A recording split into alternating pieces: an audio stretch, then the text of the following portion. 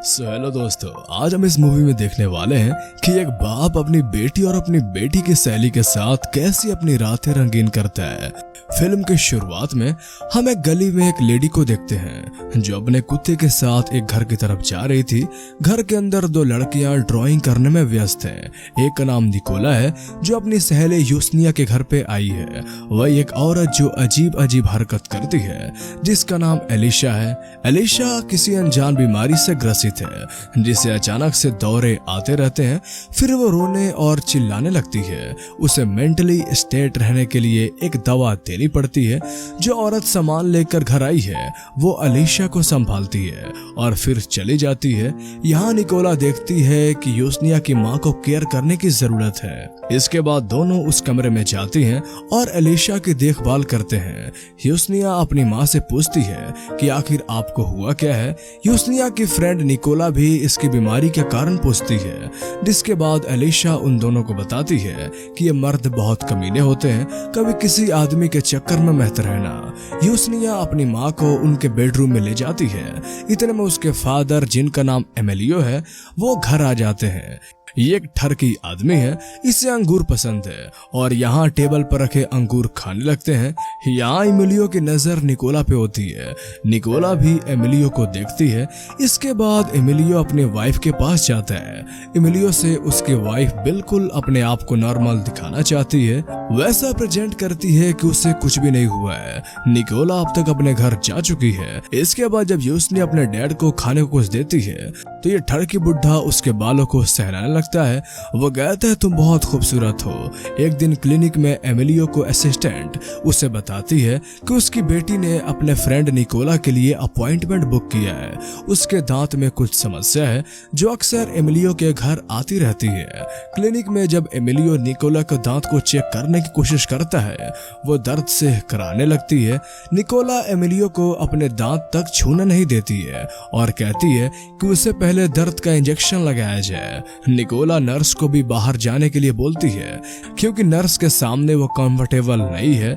जब नर्स बाहर चली जाती है तब एमिलियो उसे दर्द का इंजेक्शन लगाता है।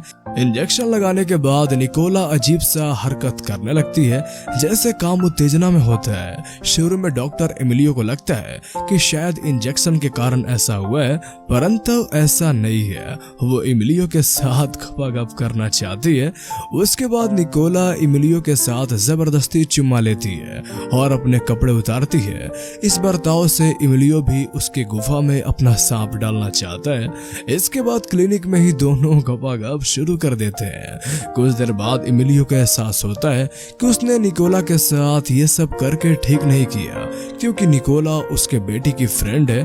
फिर उसके हवस के इस पुजारी ने खिड़की से बाहर निकोला को जाते हुए देखता है। इस घटना के बाद अगले दिन निकोला यूसनिया के घर जाती है। सभी लोग टेबल पे नाश्ता करते हैं पर एमिलियो और निकोला ऐसे बर्ताव करते हैं जैसे उनके बीच में कुछ हुआ ही ना हो। या यूसनिया की माँ ने सभी के लिए कुछ बनाया था। यूसनिया तो उसे खाती है पर निकोला को ये बिल्कुल पसंद नहीं आता। यूसनिया को अभी तक नहीं मालूम कि उसकी बेस्ट फ्रेंड उसके साथ क्या क्या करती है। बाद में यूसनिया की मॉम अपने यंग डेज के बारे में बताती है कि किस प्रकार से एमिलियो और उनका संबंध हुआ था, कैसे उसके फादर ने उसकी माँ को प्रपोज किया था। वो कहती है कि तब का एमिलियो और आज का एमिलियो बिल्कुल बदल गए हैं। एक दिन निकोला यूसनिया के घर पे आती है। इसके बाद निकोला एलिशा से मिलती है। एलिशा निकोला को एक गाउन पहनने को देती है जिसे उसने अपने शादी के टाइम पर पहना था। इतने में यूसनिया बताती है कि एमिलियो घर आ गया है। यूसनिया की मदर गाउन को निकोला के शरीर से जल्दी उतार देती है। इसके बाद यूसनिया की माँ उसके पिता को एक टब में नहलाती है, वैसा दिखावा करती है कि वो बिल्कुल नॉर्मल है। एमिलियो पूछता है कि निकोला अक्सर यहाँ पे क्यों आती रहती है।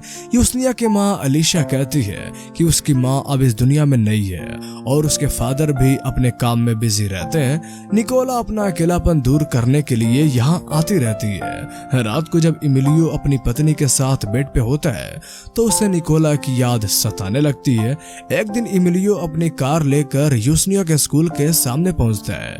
यहाँ वो देखता है कि उसकी डॉटर किसी लड़के के साथ बाइक पे बैठ के जा रही है। घर जाकर एमिलियो देखता देखता है कि उसकी बेटी किसी से फोन पे बातें कर रही है। एमिलियो इस बातचीत को दूसरे फोन से सुन लेता है। यूसनिया कहती है कि उसके शरीर के कुछ जगहों पे निशान है, बहुत जल्द वो उसे अपने बॉयफ्रेंड को दिखाने वाली है। इतना सुनते ही एमिलियो यूसनिया के पास जाता है और उसके ड्रेस को उतार कर उसकी बॉडी चेक करता है, पर यूसनिया के अंगों पर कोई निशान नहीं है। एमिलियो उससे माफी मांगता है और उसे गोद में उठाता है, फिर उसे बेडरूम में ले जाता है। एमिलियो अपनी बेटी से कहता है कि मैं नहीं चाहता कि कोई आदमी तुम्हारे शरीर को टच करे, ये मुझे पसंद नहीं। शाम को निकोला और यूसनिया साथ में दोनों बातें कर रहे होते हैं। निकोला कहती है कि जब जब उसके पीरियड चल रहे होते हैं तो उसके अंदर काम उत्तेजना पैदा होती है और उसे कुछ अश्लील हरकत करने का मन करता है। क्या यूसनिया भी ऐसा महसूस करती है? यूसनिया इसका जवाब हाँ में देती है। अगली सुबह एमिलियो अपनी बेटी से कहता है कि हमें तुम्हारी माँ के इलाज के लिए उसे क्लिनिक ले जाना होगा। इसके बाद एलिशा को अस्पताल ले जाया जाता है। अस्पताल में ऐसा लगता है कि एलिशा सचमुच पागल हो गई है। घर आने के बाद हम एलिशा को उसकी मेट के साथ देखते हैं। कुछ देर बाद एक डिलीवरी बॉय उसके पास आता है, तब वो घर के अंदर चली जाती है। इसके बाद हम देखते हैं कि डिलीवरी बॉय और एलिशा के बीच में खूब सारी बातें होती हैं। यहाँ डिलीवरी बॉय एलिशा को फ्लर्ट कर रहा होता है और तभी एमिलियो आ जाता है और वो डिलीवरी बॉय को यहाँ से जाने के लिए बोलता है। अगले दिन एमिलियो अपने डॉक्टर को पिक करने के लिए स्कूल जाता है। यूसनिया निकोला के कार में बैठने के लिए रिक्वेस्ट करती है। इसके बाद ये ठड़की बुढ़ा बहुत खुश हो जाता है। वही कार में यूसनिया निकोला से कहती है कि तुम मेरे फादर से एक अपॉइंटमेंट लो, मेरे पिता बड़े अच्छे डेंटिस्ट हैं। शाम को निकोला एमिलियो के क्लिनिक पर पहुंच जाती है। निकोला एमिलियो से अपना ढोल बजवाना चाहती है। एमिलियो को भी इसी दिन का इंतजार होता है और दोनों आपस में घपाघप शुरू कर देते हैं। उसके बाद वो निकोला को बताता है कि उसने निकोला कोई एनेस्थीसिया नहीं दिया। इसके बाद निकोला का मूड बदल जाता है और वहां से वो जाने लगती है। वो कहती है कि आप जैसे डॉक्टर का कोई भरोसा नहीं। इसके बाद एमिलियो अपने आप पर बहुत सॉरी फील करता है। घर आने के बाद हम देखते हैं कि एमिलियो बहुत उदास बैठा होता है। तब उसकी बेटी उसके पास आ जाती है।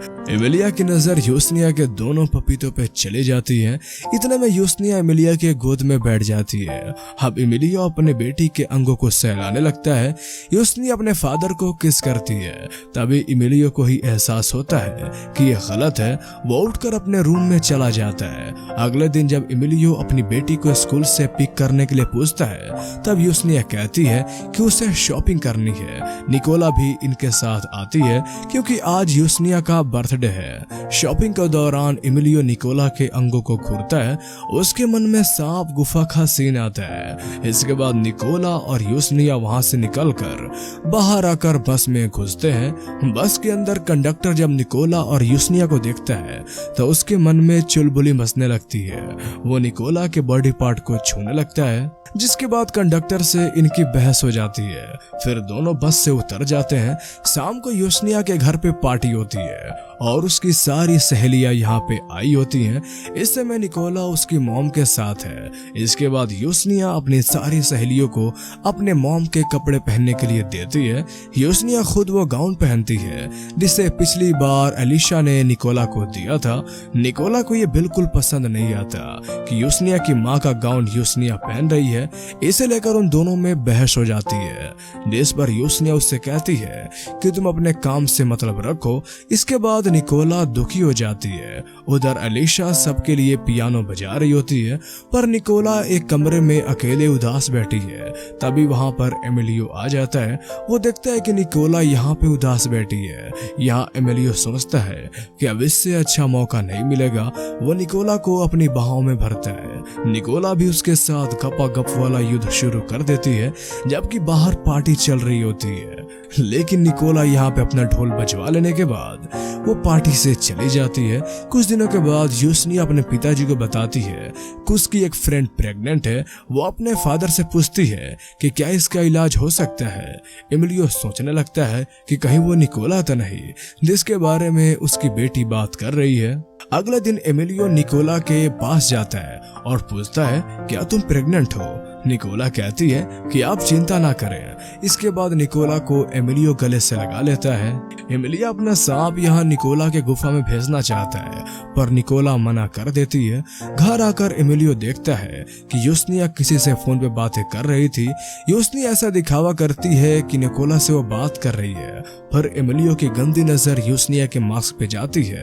एमिलियो के अंदर चुलबुली मच जाती है और वो अपनी बेटी के साथ भी गपाखप करना चाहता है और यूसनिया भी अपने पापा को अपनी गुफा का दर्शन कराना चाहती है। तभी अचानक वहां पर उसकी माँ अलीशा आ जाती है। वो ये सब देख लेती है। यूसनिया को जबरदस्ती सुलाकर वो एमिलियो को लेकर हॉल में आ जाती है।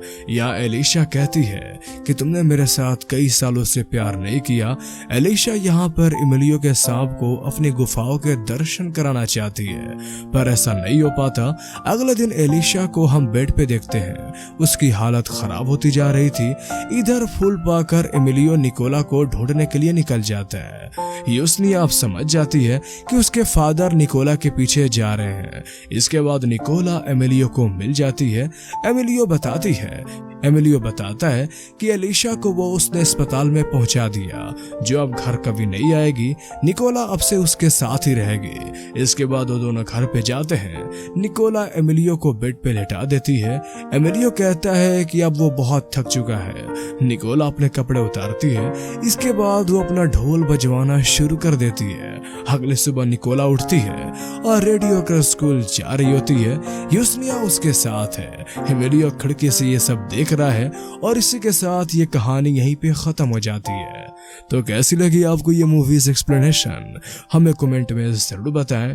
और अगर आप इस तरह के और भी रंगीन फिल्में देखना चाहते हैं तो हमारे चैनल को सब्सक्राइब कर लें। तो फिर मिलते हैं अगले वीडियो में। तब तक के लिए गुड बाय।